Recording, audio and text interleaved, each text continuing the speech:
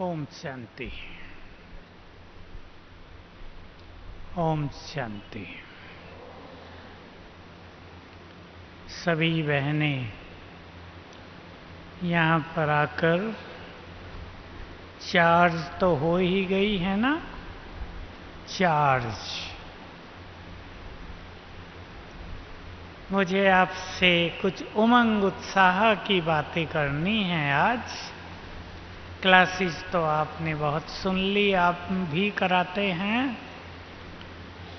जीवन में उमंग उत्साह रहे और आप अपने संगठन को भी उमंग उत्साह में लेकर चलें। सेवाएं भी दिनों दिन वृद्धि को प्राप्त होती रहें। और एक विशेष बात, मुझे आजकल बाबा की वो सब बातें याद आती रहती हैं जो बाबा ने इस समय के लिए कहा है। तो पहले मैं आप सभी को एक संकल्प देता हूं, औरों ने भी दिया होगा। सभी को अपने अपने सेवा केंद्र को लाइट हाउस बनाना है। जैसे मधुबन महान तीर्थ के रूप में प्रख्यात हो रहा है और आने वाले दिनों में विश्व प्रसिद्ध हो जाएगा। जब बाबा व्यक्त हुए उससे पहले ही बाबा ने ये बात कह दी थी। ये स्थान महान तीर्थ, भारत महान तीर्थ, भारत भी विश्व गुरु बन जाएगा और सभी बाबा के सेवा केंद्र लाइट हाउस। और आप सभी क्या बनेंगे उस लाइट हाउस में? बोलो, आगे वाली बहनें बता सकती हैं। आप सभी क्या बनेंगे उस लाइट हाउस में? लाइट हाउस कोई वो मकान की दीवारें थोड़ा ही बनेंगी। आप सभी इष्ट देवियों के रूप में प्रख्यात हो जाएंगी। मुझे तो वो सब सीन दिखाई देते हैं जब अनेक प्यासी आत्माएं दुखों में तड़पती आप सबके पास आएंगी और ये कहेंगी, आप हमें दृष्टि दे दो, आप हमारे सिर पर हाथ रख दो, हमारे दुख हर लो। और तब बाबा ये कहा करते थे कि तुम सब बच्चों को भी अपने श्रेष्ठ भाग्य का, अपने श्रेष्ठ स्वमान का आभास होगा। हम कितने महान हैं, संसार को देने वाले हैं, मास्टर भाग्य विधाता हैं, विघ्न विनाशक हैं, मास्टर दुखहर्ता हैं। ये समय तेजी से आता जा रहा है। हम ऑलरेडी ऐसे समय में प्रवेश कर चुके हैं। आप सभी बहनों को अनुभव हो रहा होगा कि आजकल आपके पास आने वाले समस्याएं लेकर ज्यादा आ रहे हैं, है या नहीं? कैंसर का रोग भयानक रूप लेता जा रहा है संसार में। अनिद्रा, रात को नींद ना आना, डिप्रेशन, मानसिक रोग, ये ऐसा लगता है 2-4 साल में संसार को अपनी चपेट में ले लेंगे। क्योंकि ये वो समय चल रहा है जब सभी को अपने कर्मों के खाते चुकतू करने हैं, हम सबको भी और संसार की हर आत्मा को भी। मुझे याद रहता है बाबा का एक बहुत गुह्य महावाक्य कि अंत में सभी के हिसाब किताब चुकतू करने की गोडली मिशनरी बड़ी सूक्ष्म होगी। चालू हो गई है। इसलिए आप सभी को भी योग बल से बहुत हल्के रहकर एक पुरुषार्थ की उमंग उत्साह के साथ आने वाले समय को बिताना है। बाबा तो 8 घंटे योग की बात कहते ही हैं, वो तो सबके लिए सहज संभव नहीं है, पर समय को फेस करने के लिए, जीवन में आने वाले विघ्नों को फेस करने के लिए जो बातें आती हैं, बीमारियां आती हैं, 4 घंटे योग तो होना ही चाहिए। मुझे कैसा लगता होगा जब कोई बहन 27 साल से समर्पित जीने वाली निराशा के अंधकार में चली जाती है, जब बीमारियां उसको ऐसा घेर लेती हैं कि उसे लगता है वो अकेली हो गई संसार में, पैसा भी साथ नहीं दे रहा है, कोई मनुष्य साथ नहीं दे रहा है, तब उन्हें ऐसा लगता है बाबा भी साथ नहीं दे रहा है। मैं जानता हूं ये क्यों होता है किसी के साथ, आप भी जानते हैं। बहुत सहज भाव से जिन्होंने अपना ये अनमोल जीवन श्रेष्ठ पुरुषार्थ में नहीं व्यतीत किया, जिन्होंने बाबा की उन आज्ञाओं पर ध्यान नहीं दिया जो उसने हमारे कल्याण के लिए दी थी, समय आने पर उन्हें ईश्वरीय सहयोग नहीं मिलता। जैसे कि ये सूक्ष्म बात हो जाती है बाबा की ओर से, तुमने मेरी नहीं सुनी, अब मैं तुम्हारी कैसे सुनूं। ऑटोमेटिक है ये। हालांकि बाबा तो सबकी सुनता है, पर ऑटोमेटिकली आत्मा को ऐसा आभास होता है कि बाबा सुनता नहीं है। तो सभी, मैं एक संकल्प और दे देता हूं आपको, अपने पुरुषार्थ की सुंदर प्लानिंग करके जाएं यहां से। आज ही करें, कल सवेरे उठ के कर लें। एक लक्ष्य को लेकर ये जीवन आगे चले। बिना लक्ष्य के चलने वाला जीवन कभी श्रेष्ठ स्थिति को प्राप्त नहीं करता। देखिए, एक समय था सेवाओं के फील्ड में कई लोगों का विरोध होता था, कई संस्थाएं, कई छोटे छोटे धर्म हम सब का बहुत विरोध करते थे। तब हमारी छोटी छोटी बहनों ने हिम्मत से उनका सामना किया, घबराई नहीं, डरी नहीं, उनके प्रश्नों के उत्तर दिए।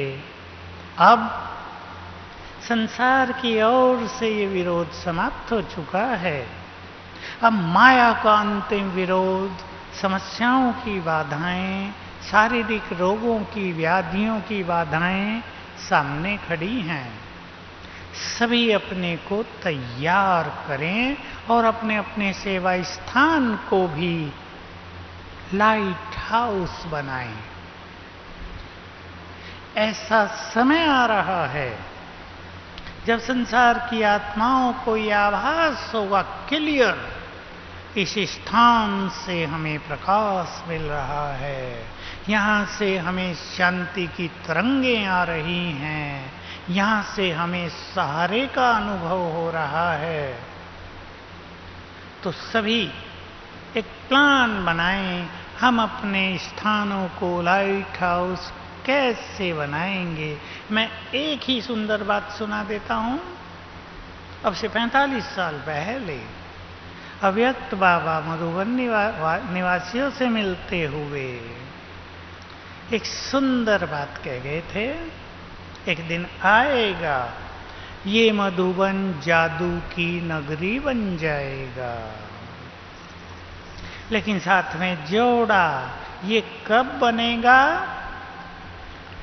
जब यहां व्यर्थ का नाम निशान नहीं रहेगा। यही बात सेवा स्थानों के लिए है। जहां रोज अमृत वेले ज्योति जगती है, जहां रोज योग युक्त होने का अच्छा अभ्यास किया जाता है, जहां व्यर्थ नाम मात्र भी नहीं रहता, वो सेवा केंद्र पीस हाउस बन जाएंगे, लाइट हाउस और माइट हाउस बन जाएंगे। तो बहुत सुंदर समय आप सभी का आह्वान कर रहा है।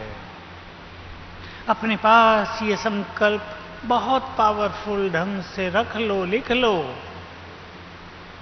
मैं एक महान आत्मा हूं, मेरा जन्म ही महान कार्यों के लिए हुआ है।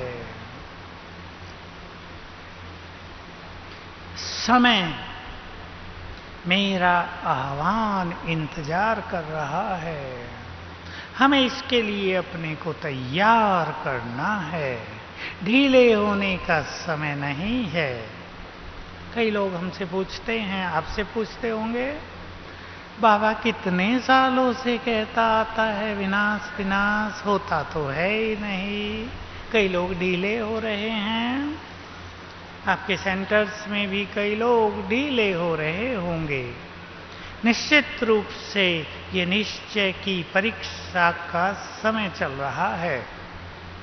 दो ही परीक्षाएं होनी हैं इस पढ़ाई की, एक निश्चय की और एक मोहों की, नष्टो मोहा होने की, जो अंतिम पेपर है।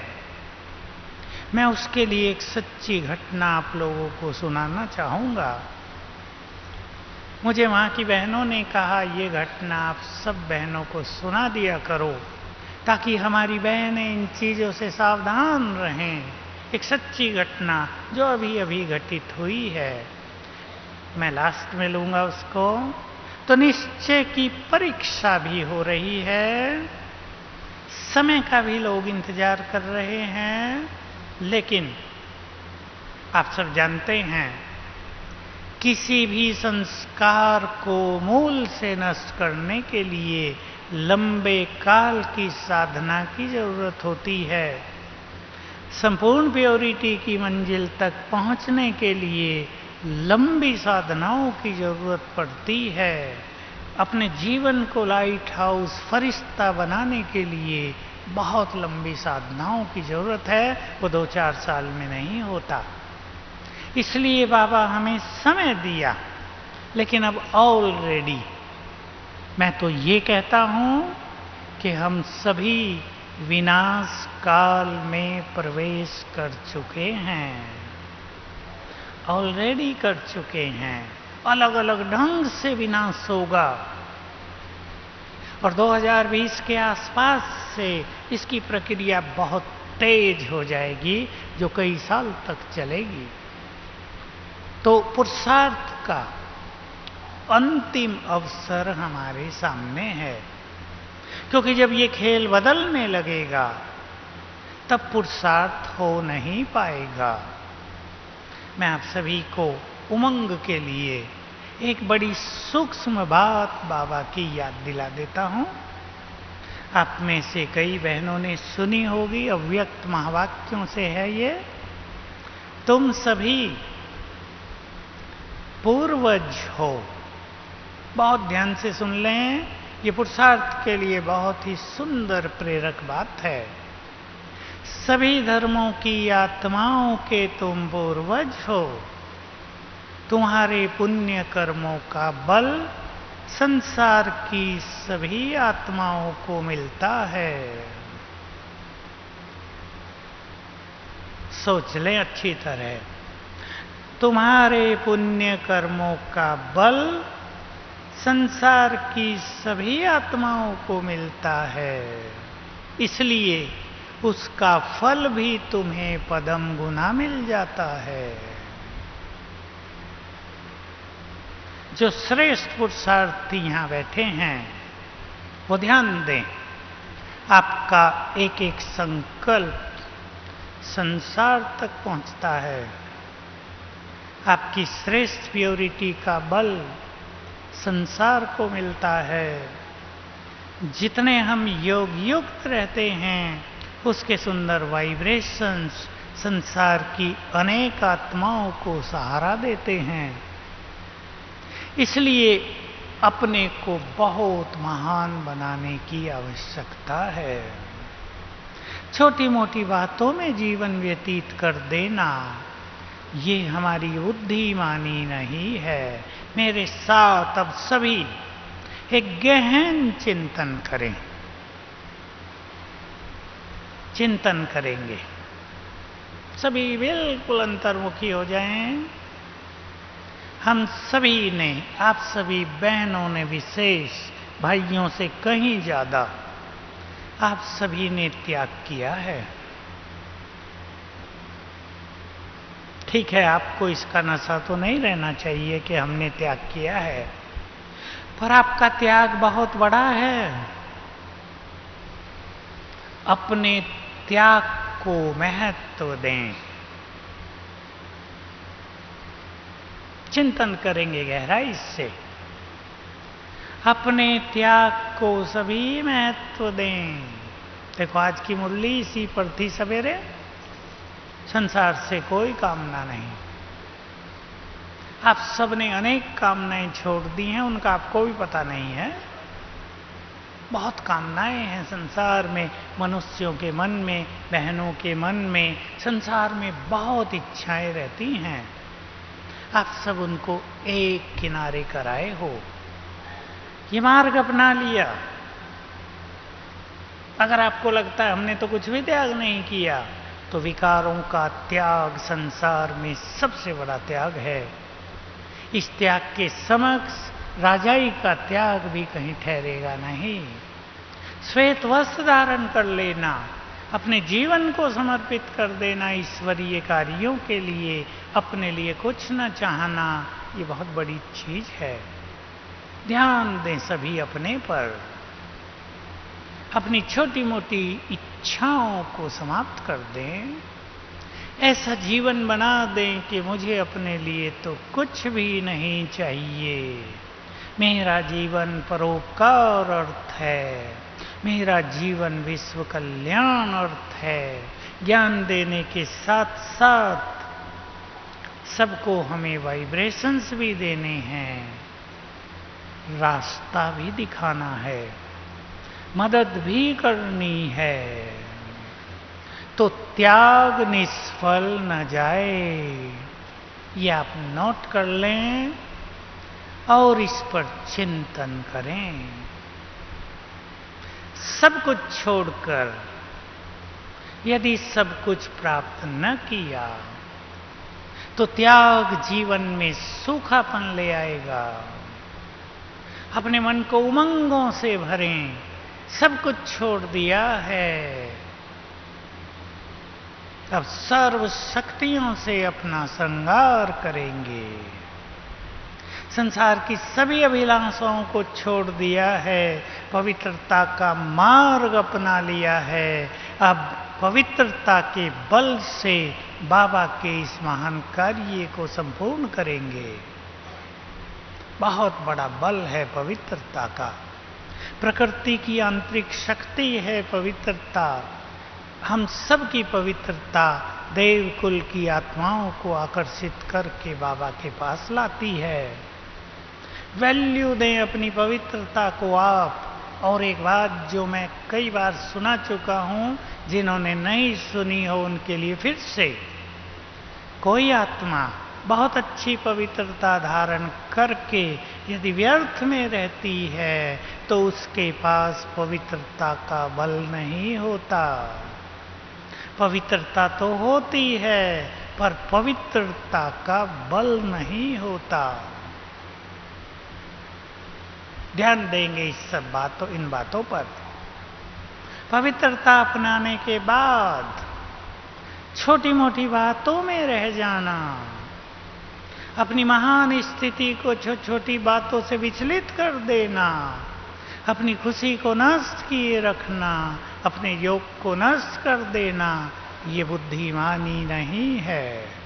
इसलिए जिनको महान बनना है, जिनको बाबा का नाम रोशन करना है, और मैं एक और संकल्प देता हूं, जल्दी से जल्दी जो प्रत्यक्षता का समय आ रहा है उसमें जिसको हीरो पार्ट बजाना है वो इन छोटी बातों से ऊपर उठकर अपने अंदर योग की महान शक्ति भरें।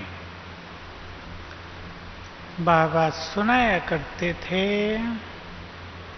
2 लाइनें होंगी अंत में, एक प्राप्ति स्वरूप आत्माओं की, दूसरी पश्चाताप करने वालों की।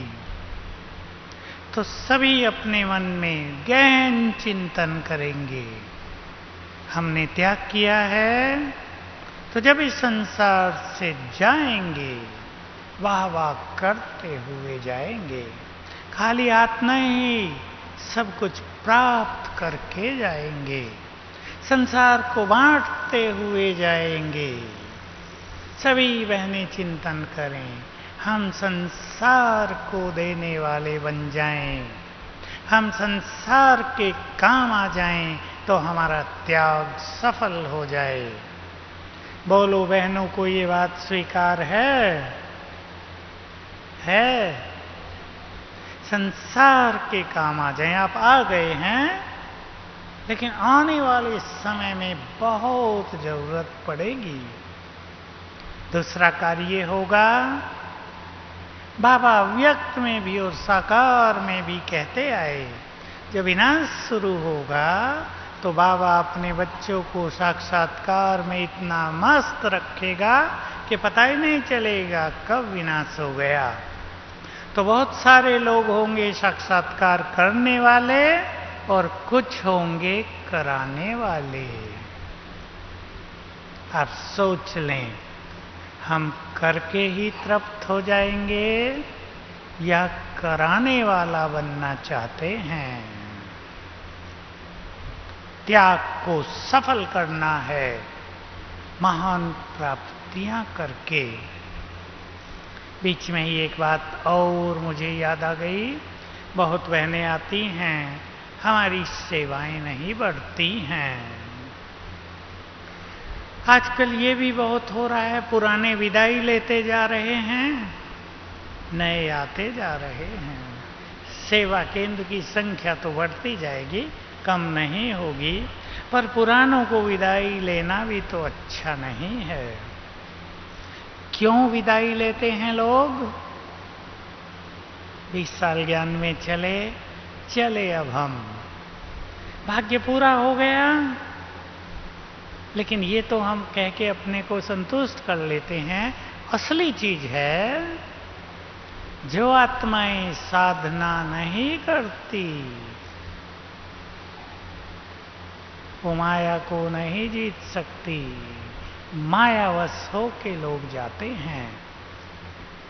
ये बात सबके लिए है। जिनकी योग की साधना 4 घंटे नहीं है वो माया जीत नहीं बन सकते। उन्हें परेशानी होगी, खुशी नहीं रहेगी, टेंशन रहेगी, चिड़चिड़ापन रहेगा, फीलिंग बहुत आएगी। माया को जीतना है तो श्रेष्ठ योगी बनना है। बहनें कहती हैं हमारी सेंटर में सेवाएं नहीं बढ़ती। मैं एक छोटी विधि आपके समक्ष रख रहा हूँ। जिन जिन बहनों ने किया है, सेवाओं की अच्छी वृद्धि हो गई है। सेवाओं के प्रोग्राम तो सभी बहनें करती हैं, कराती हैं। आप 21-21 दिन की योग भट्टी करो अपने सेंटर में। मैं पूर्ण विश्वास के साथ कह सकता हूँ कि अगर किसी सेंटर में 1 साल में 6 बार ये भट्टी कर दी जाए 21-21 दिन की, तो अगर वहां की संख्या 50 है तो 1 साल में 200 हो जाएगी। श्योरिटी है। कैसे करनी भट्टी? चाहे तो बहनें करें आपस में मिलकर, 2 हैं 3 हैं, कहीं 1 भी हो तो 1 करें, अन्यथा एक ग्रुप बना दो 3, 5 या 8 का, जो अच्छे योग करने वाले हों और जो एक भी दिन योग को मिस न करें। टाइम भी ऐसा रखा जाए, जो 5 अगर हैं तो 5 टाइम पर आएं और पावरफुल योग करें। थोड़ी कमेंट्री दे दी जाए योग से पहले। स्वमान योग से पहले जो रखने हैं वो बहुत जरूरी हैं। मैं इष्ट देवी हूं, मैं विश्व कल्याणकारी हूं, मैं पूर्वज हूं। 3 स्वमान। मैं इष्ट देवी, विश्व कल्याणकारी, पूर्वज। सभी जो बैठे सबको ये याद दिला दिया जाए। सभी ये स्वमान अच्छी तरह याद करें, भले इसमें 1-2 मिनट लगाएं। उसके बाद पावरफुल योग हो और योग के बाद एक साथ सभी देवकुल की आत्माओं का आह्वान करें कि हमारे शहर में, हमारे सिटी में या हमारे चारों ओर 5 किलोमीटर तक जो भी देवकुल की आत्माएं हों वो सब बाबा के पास आ जाओ। आह्वान करें।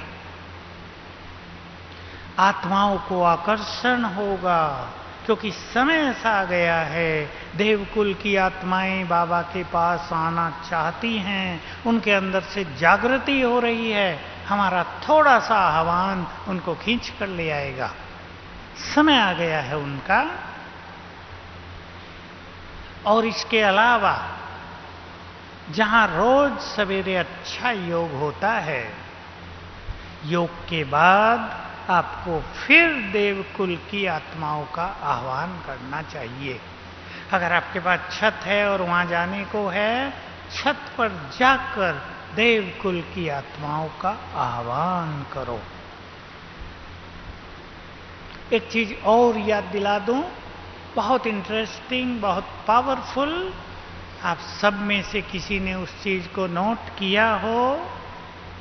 4-5 साल पहले, 5-6 साल पहले टीचर्स के ग्रुप से अव्यक्त बाबा ने ये बात कही थी। मुझे तो पूरा याद है। इस तरफ तमिलनाडु की टीचर बैठी थी, ईस्टर्न जोन का टर्न था। जब उनको खड़ा किया तो बाबा ने एक ही बात कही, रोज सवेरे बाप से दृष्टि लो और सारे संसार को दृष्टि दो। सभी बहनें इसका अभ्यास करें।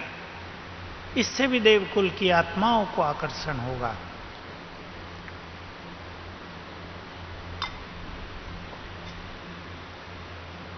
देखो कैसे करें। मैं आपको एक इंटरेस्टिंग तरीका सुना रहा हूं। पहले तो सूक्ष्म लोक में जाकर बाप दादा से बहुत अच्छी मुलाकात करें।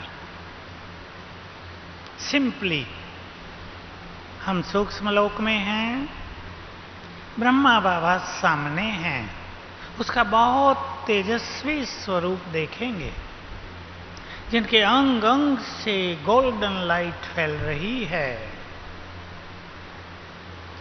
मस्तक में शिव बाबा ज्ञान सूर्य चमक रहे हैं। एकाग्र हो जाएं कुछ देर इस पर।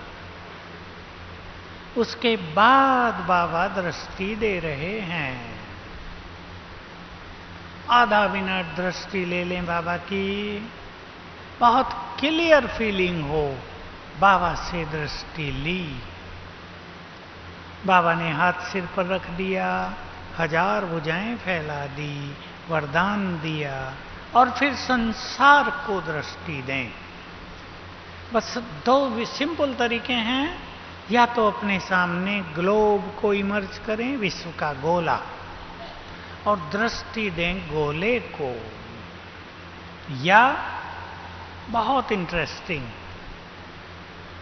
मैं ग्लोब पर खड़ी हूं, बाबा परमधाम में उसकी किरणें पड़ रही हैं और चारों दिशाओं में घूम कर दृष्टि दे दें। 1-1 मिनट दे दें। एक और देखा, मैं परम पवित्र आत्मा हूं, मुझसे पवित्रता की किरणें इस दिशा में, संसार में फैल रही हैं। दूसरी ओर देखा, मैं शांति की देवी हूँ, मुझसे शांति की किरणें संसार में इस दिशा में फैल रही हैं। फिर तीसरी दिशा में देखा, मैं मास्टर सर्वशक्तिवान हूँ, मेरी दृष्टि से शक्तियों की किरणें इस दिशा में दूर दूर तक फैल रही हैं। फिर चौथी दिशा में, मैं मास्टर दुख हरता सुख करता हूँ, सुखों की किरणें फैल रही हैं दूर दूर तक, सबका दुख हर रही हैं। 5 मिनट कर दो, पावरफुल योग होगा, पावरफुल फीलिंग होगी और बहुत बड़ा पुण्य होगा। ये है रोज सवेरे दृष्टि लेकर संसार को दृष्टि देना, क्योंकि आने वाले समय में सेवाएं दृष्टि से ज्यादा होंगी। बाबा ने किसी साल में होली के दिन यहीं बैठकर बहुत पावरफुल ये बात कही थी। जैसे पिचकारी डालते हो, फवारा निकलता है ना रंगों का, रंगों की पिचकारी, ऐसे ही एक समय आएगा जिधर तुम देखोगे मस्तक से रंग बिरंगी किरणें फैलती हुई नजर आएंगी लोगों को। ये उनको होगा जिन्होंने लंबे समय से आत्मिक दृष्टि का और मास्टर सर्वशक्तिवान का बहुत अभ्यास किया होगा। सभी ध्यान दें बहुत अच्छी तरह, महान कार्य करने हैं। वो बात मैं पहले ही आपको बता देता हूं, किसी को बुरी न लगे। ये बात सच्ची घटना है, नजदीक की, किसी के साथ हुई और जानने योग्य है। मुझे भी उससे बहुत एक लाइट मिली जीवन के लिए। लाइट तो बहुत मिली हुई है बाबा की, लेकिन एक गुड फीलिंग हुई कि हमें क्या क्या करना चाहिए। याद आया, बाबा रोज मुरलियों में कहते हैं, अंत में एक बाप के अलावा कुछ भी याद ना आए। अब हम इसके महत्व को बहुत कम जानते हैं। ब्राह्मण परिवार सोचते हैं अंत में बाबा को याद करेंगे, पर अंत में बाबा ऐसे याद नहीं रहता किसी को। अब सुन लें ये कहानी। लंबा समय समर्पण जीवन जीने के बाद गलती कर दी कुछ, डिटेल बताने की जरूरत नहीं। 1 साल के बाद ही कैंसर हो गया, थोड़े ही समय में मृत्यु हो गई। मकान बनाया था बहुत अच्छा, बाबा के पास गई, देखो क्या कहा बाबा को, बाबा आपने मुझे क्यों बुला लिया, मैं तो बड़े प्यार से सेंटर बनाया था, मुझे तो यहाँ रहना था। बाबा ने कहा जाओ बच्ची, वापिस कर दिया। आगे की कहानी सुनो जो बड़ी, क्या कहूँ मेरे पास शब्द नहीं है। सेंटर में उस आत्मा ने एक बहन के तन में प्रवेश कर लिया और कहा मुझे यहाँ रहना है, और मुझे बाबा ने कहा है, अब बाबा ने कहा या उसको अपनी फीलिंग रही है कि 13 साल तक तुम भटकती रहोगी, 13 इयर्स। मोह ऐसी चीज, चाहे वो मोह मनुष्य से नहीं, मकान से, गलती करने की सजा 13 साल तक भटकती रहोगी।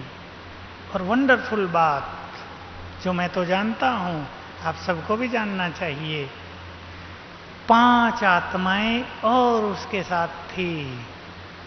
अब ये सब एक ग्रुप बन गया आत्माओं का, और जब ऐसा ग्रुप बन जाता है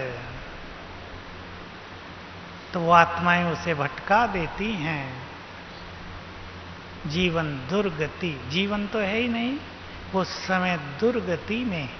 ये भटकने की दुर्गति पता कैसी होती है? प्यास लगी है पर पानी नहीं, भूख लगी है भोजन नहीं। अगर सिर दर्द में शरीर छोड़ा है तो सिर दर्द है लेकिन दवाई नहीं।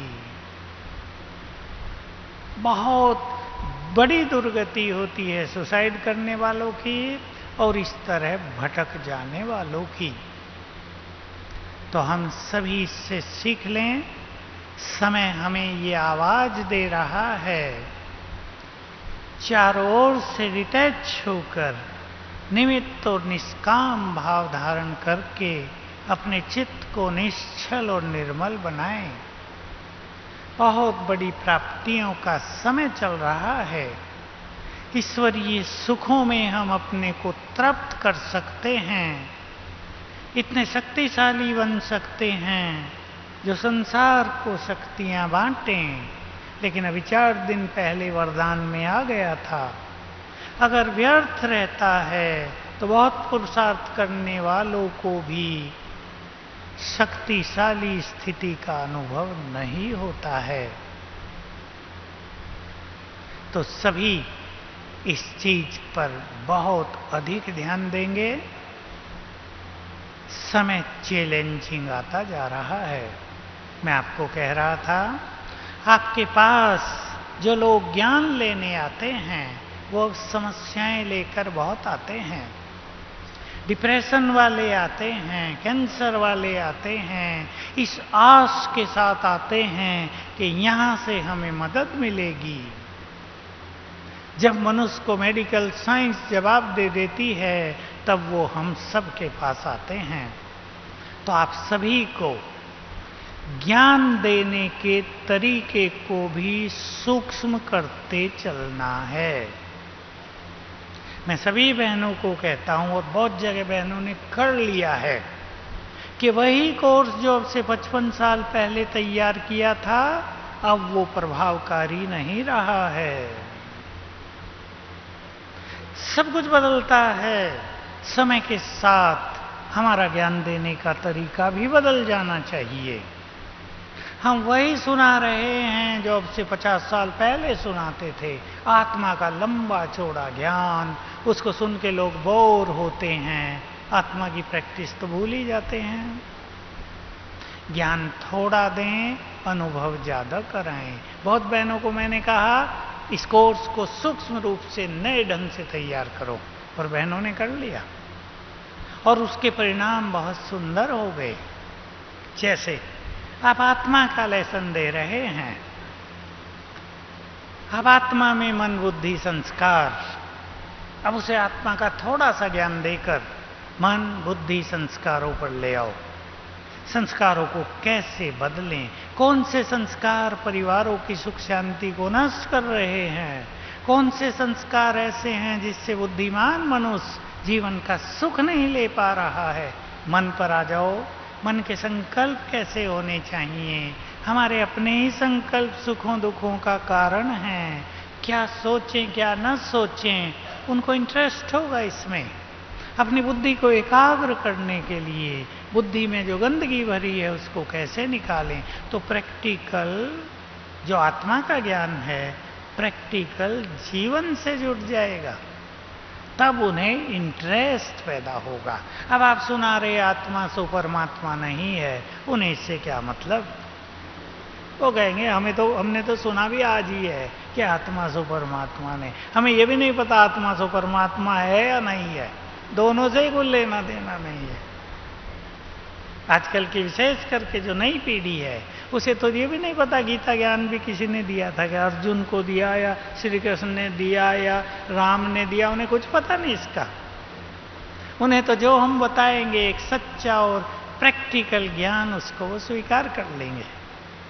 तो समय जैसे बदला है हमारा तरीका भी बदल जाना चाहिए, और जिन्होंने तरीके बदले हैं उनका बड़ा इफेक्टिवली काम चलता है, कोर्स चलता है। अभी कोर्स में कुछ चीज़ें ऐसी हैं जो हम पहले से देते थे, आजकल जो लोगों को कंफ्यूज करती हैं उसको छोड़कर, वो बाद में देंगे, उसको छोड़कर कुछ बहुत प्रैक्टिकल चीज़ें जो उनके रोज के जीवन को प्रभावित करें वो हमें सुना देनी चाहिए। देखिए, संसार में दो चीज़ें तेजी से बढ़ती जा रही हैं और वो केस आपके सामने भी आने लगे होंगे। डिवोर्स, तलाक देना, सुसाइड करना। मर जाओ, कुछ नहीं होता, मर जाओ, जान छूटे मरो, कर्ज हो गया उतरता नहीं, मर जाओ। परिवार के परिवार एक साथ कोशिश करते हैं।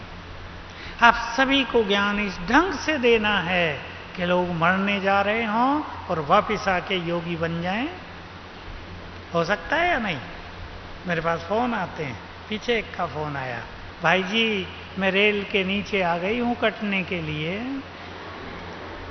मेरे को एक छोटा सा बच्चा है, ज्ञान तो मैंने लिया था पर मेरी शादी करा दी परिवार वालों ने, पति बहुत तंग करता है, कोई रास्ता नहीं, बच्चा गोद में है, दोनों रेल के पास आ गए हैं। तो मैंने कहा फिर मुझे क्यों फोन किया कि नहीं कुछ बता दो। मैंने कहा अच्छा वापिस चलो, फोन करते करते चल दी वापिस। वो सुनना ही चाहती थी कोई मुझे कह दे कि मरो नहीं, वापिस चल दी। और मैंने उससे बात करते करते उसको कन्विंस किया, हल्का किया। मैंने कहा और भी तो रास्ते हो सकते हैं ना, मरना ही कोई रास्ता थोड़ा ही है, दो को मार रही तुम, उसने ही आत्मा को भी। तो ऐसे केस आपके सामने भी बहुत आएंगे डिप्रेशन के। इसलिए अपने को बहुत महान बनाना है, आपके बोल में पावर रहे। कैसे होंगे इस देवियों के बोल? बोलो, कैसे होंगे इस देवियों के बोल? पत्थर की मूर्ति जागृत होके कुछ बोल दे, लोग क्या सोचेंगे? वरदान मिल गया। आप सबके बोल वरदान होने वाले हैं, लेकिन होंगे उनके साकार मूल्यों से भी आपने सुना है, अव्यक्त से भी, जो आत्मिक दृष्टि रखते हुए लंबा काल स्वमान में रहेंगे। इसलिए अपने स्वमान को बढ़ाते चलें। मैं 5 स्वमान आपके ध्यान में दिला रहा हूं, इसका चिंतन करें, इसको स्वीकार करें। मैं एक महान आत्मा हूं, रटना नहीं है, गहराई से फील करो, मैं बहुत महान हूं। स्वयं भगवान मुझे महानता की दृष्टि से देखता है। दूसरा, मैं मास्टर सर्वशक्तिवान हूं। वरदानों में बहुत आता है और आप सबने सुना सुनाया होगा, जो मास्टर सर्वशक्तिवान बन जाएंगे, एक दिन आएगा सारा संसार उनके चरणों में झुकेगा। मास्टर सर्वशक्तिवान के समक्ष विघ्न और समस्याएं आ नहीं सकती, वरदानों में आता रहता है। मास्टर सर्वशक्तिवान संकल्प से ही जो चाहे कर सकते हैं। मोस्ट पावरफुल पॉइंट है ये। तीसरा स्वमान, मैं विघ्न विनाशक हूं। आप सबको गणेश बनना है, विघ्न विनाशक। लोग आएंगे कहेंगे हमारे सिर पे हाथ रख दो, हमारे विघ्न हर लो, और आपने हाथ भी रख दिया और विघ्न ऐसे ही रह गए, तो लोग मजाक करेंगे कैसी देवी है, विघ्न भी नहीं हर सकी हमारे। बढ़ा दो इस स्वमान को। चौथा, मैं इष्ट देवी हूं। चलते फिरते काम करते मैं इष्ट देवी हूं, इस फीलिंग में रहने लगो। मैं विजयी रतन हूं। स्वमान तो बहुत हैं, विश्व कल्याणकारी, स्वराज अधिकारी, मास्टर ज्ञान सूर्य। चुन ले आप अपने स्वमान। और लास्ट बात, 10 बज रहे हैं, कर्म योगी बनना ही योग युक्त होने का, कर्मातीत होने का, कर्मेंद्रिय जीत होने का सर्वश्रेष्ठ साधन है। इसलिए जो भी काम आपको सारे दिन में करने होते हैं, उनकी एक लिस्ट बना लो, 12, 15, 16 काम,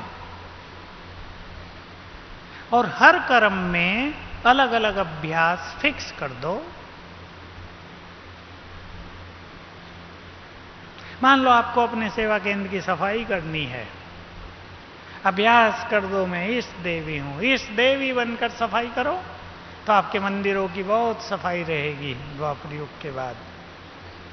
इष्ट देवी हूं, भोजन बना रहे हैं, मैं परम पवित्र आत्मा हूं, कपड़े धोने हैं, ये देह मेरा वस्त्र है, मैं आत्मा इस देह में अवतरित हूं।